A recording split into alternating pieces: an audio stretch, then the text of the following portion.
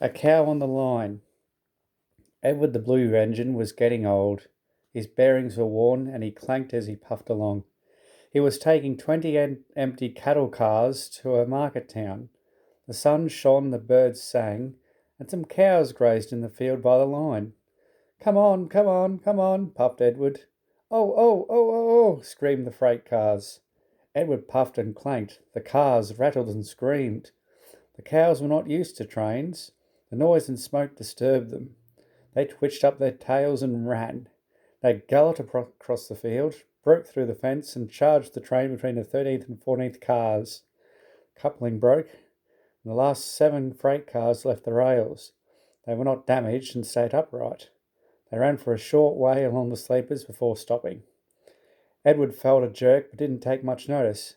He was used to cattle cars. Bother those cars, he thought. Why can't they come quietly? He ran on to the next station before either he or his driver realised what had happened.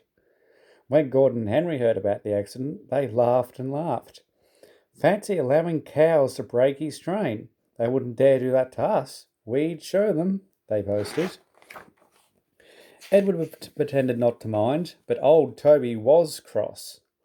You couldn't help it, Edward, he said. They've never met cows. I have, and I know the trouble they are. Some days later, Gordon rushed through Edward's station. Poop, poop, he whistled. Mind the cows. Ha ha ha ha ha ha ha, he chortled, panting up the hill. Hurry, hurry, hurry, puffed Gordon. Don't make such a fuss, don't make such a fuss, grumbled his coaches. They rumbled over the viaduct and roared through the next station. A long, straight stretch of line lay ahead. In the distance was a bridge. It had high parapets each side. It seemed to Gordon that there was something on the bridge. His driver thought so too. Whoa, Gordon, he said, and shut off steam. Pooh, said Gordon, it's only a cow. Shoo, shoo, he hissed, moving slowly onto the bridge. But the cow wouldn't shoo. She had lost her calf and felt lonely.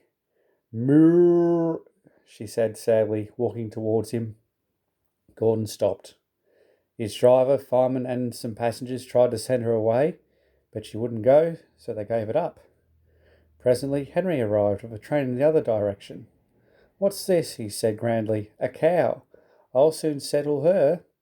Be off, he hissed. But the cow turned and mooed at him. Henry backed away. I don't want to hurt her, he said. Drivers, firemen, and passengers again tried to move the cow, but failed. Henry's conductor went back and put detonators on the line to protect his train. At the nearest station, he told them about the cow. That must be Bluebell, said the porter thoughtfully. Her calf is here, looking for her mother. We'll take her along.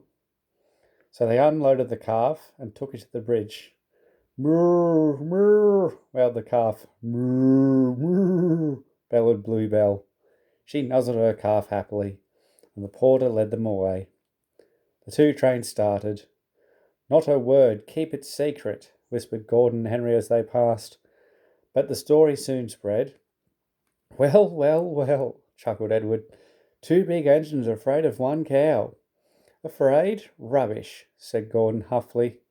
We didn't want the poor thing to hurt herself by running against us. We stopped so as not to excite her. You see what I mean, mighty Edward? Yes, Gordon, said Edward gravely. Gordon felt somehow that Edward saw only too well.